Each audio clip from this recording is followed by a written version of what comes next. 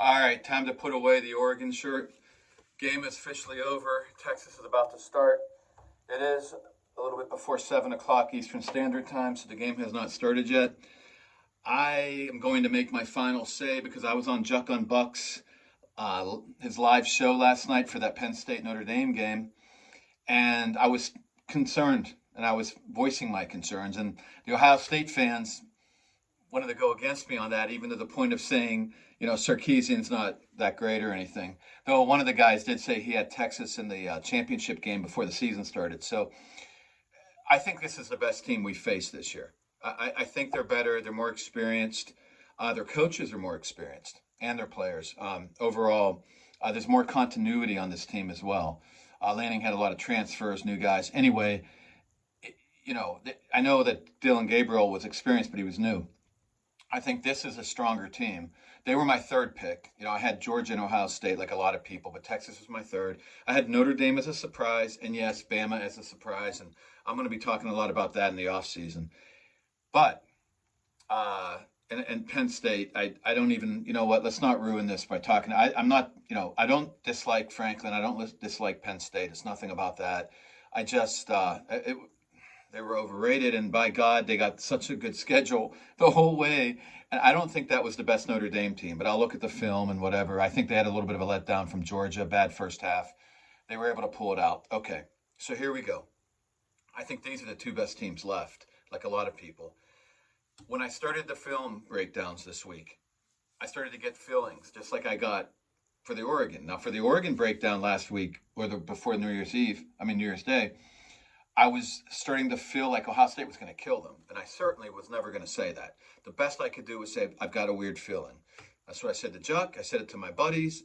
I said it on the air. And I have, at the end of that 28-minute Jim Knowles defense in the second half in the first game against Oregon. Check it out. At the end of that video, it's 28 minutes.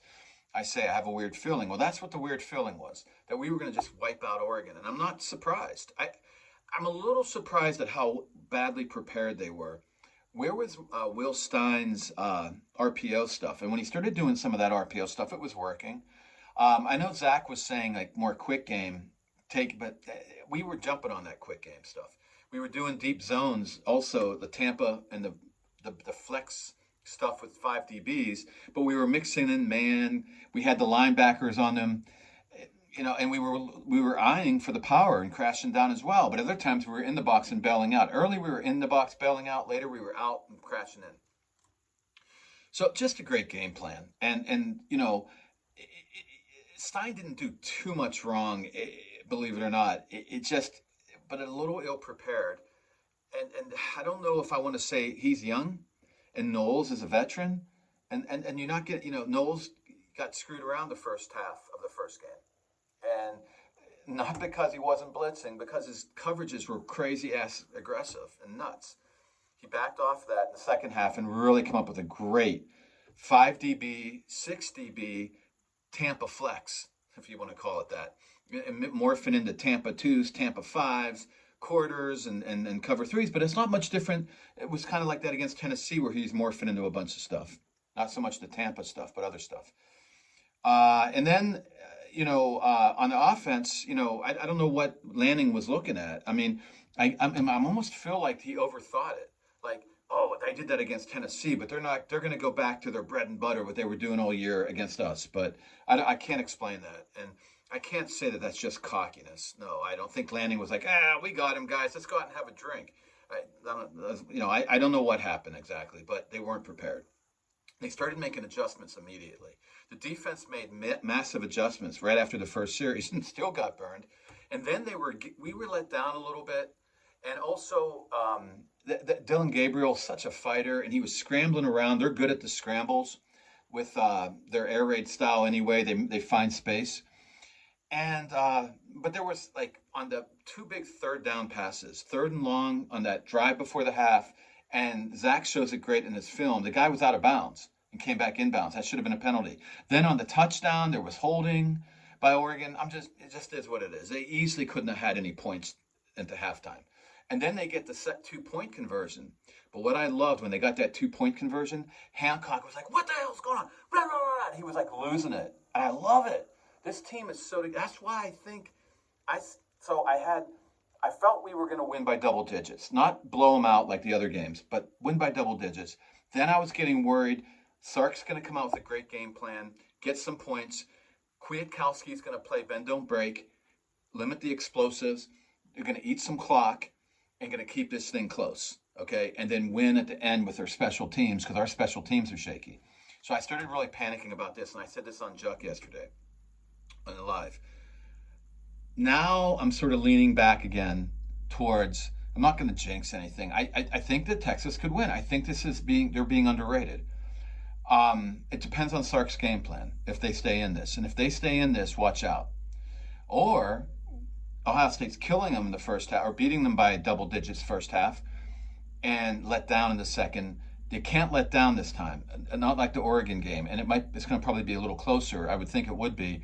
So if they let down, Texas could be the ones to come back. Instead of them letting down like they did against Arizona State and Clemson, they come back, make it close, and the special teams win the game for them. Okay? Everybody underestimates how important special teams. It's called special for a reason. So that's what I'm concerned with. But now I feel there's too much going right for this team, and it's true, and the fans are saying that, but it's true. The culture's incredible. Yes, and the beginning of the second half, we let them have another score. Not let them, but that was on another big third down pass that really shouldn't have happened.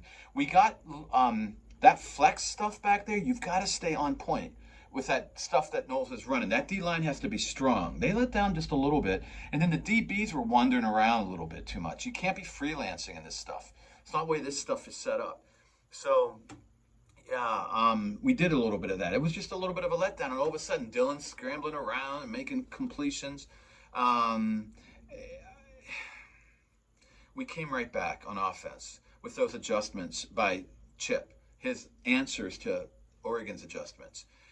Even when people were covered, JJ and Ibuka making catches, and Will's balling out. And I do worry a little bit that Chip will start doing a little too much of that pro style, but Will's a lot better at it now, but still it's not his best.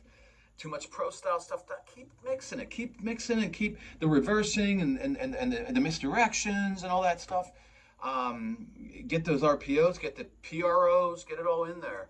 But I think that Chip is going to. I have more faith now after I've seen these two games. And the one thing, and I'm going to get up here because I apologize for the volume. I am going to get all the right equipment in the off season and get this thing figured out for you guys. But for now, sorry, this volume's going in and out. I just want to say one thing. We did not, Ohio State, and I hope I jinxed this, okay? We did not run this style of offense all year. A little bit in the first Oregon game and a little bit here and there, but little pieces, and they had to be practicing this stuff because they couldn't have just run it suddenly. They had to be practicing it. Suddenly we come out against Tennessee with this new type of game plan. And then we didn't do as much tempo against Oregon, but it was mixed. We did some tempo and we did some quick huddles, quick snaps. I'm sorry, not quick huddles as much. I saw quick snaps. There's a difference. But anyway, we haven't had to do it under pressure. We got big leads. We jumped out in the second half. We came back in the second half when we had to, both times. It was very similar games like that. The other teams weren't prepared. I understand why Tennessee wasn't prepared. Who would have been prepared? I wasn't prepared. That game I couldn't believe. The Oregon game I absolutely wasn't surprised. Chris Drew and Juck were, everybody's not. No, not everybody. I'm not surprised. Tennessee, I was surprised. Yeah, I didn't see that coming. Texas is ready. If this is close, or even in double digits, but just like 2 touchdowns, the pressure's on. And especially if it's really close at the end, the pressure's on. And we haven't been playing this style all year. And I know the team is so together and it's so talented. And, fans like to say, just throw it to JJ. It's not that simple. So that's my concern. That's my concern. Under pressure, this thing doesn't work because we didn't do it all year. And on top of it, our special teams are not so great. They're okay. I mean, they're actually maybe a little better than I thought. I still have some faith in Fielding. I do. He's a tough kid, and maybe he finally hits a game winner, and I would love it if I see that. And not just about Fielding, it's the whole special teams. Are we going to let the punt returners and kick returners return one and try to get one back? Though people seem scared of our speed, and they're not punting to us, so okay. But on top of it, Banks, the special teams coordinator for Texas, is excellent, excellent, and they'll do some really cool stuff. And they have more veteran kickers, and well, their kicker, ours is pretty veteran, but he's a bigger leg, their kicker. He's had some problems injury wise, whatever. But he's good now. Um, I don't want to see it come down to special teams, and I don't want it to see it come down to a real tight game where we really have to execute this style of offense we haven't been doing all year. Now, it may not come down to that. I don't think we're going to win by 30 or 20. We could win by 20, but I think it's going to be more in the teens. And if we win in the teens, or 10 points, 9 points, whatever, just that kind of a solid win, then we're good. And that's what I'm hoping for, and I think we can. And I would kind of predict that. But there's just a small piece of me still that's just a little worried if this is really close because of we haven't been running this offense all year and also the special teams. So let's see what happens. The game's about to start, and that's it, man. I'm on for the record here.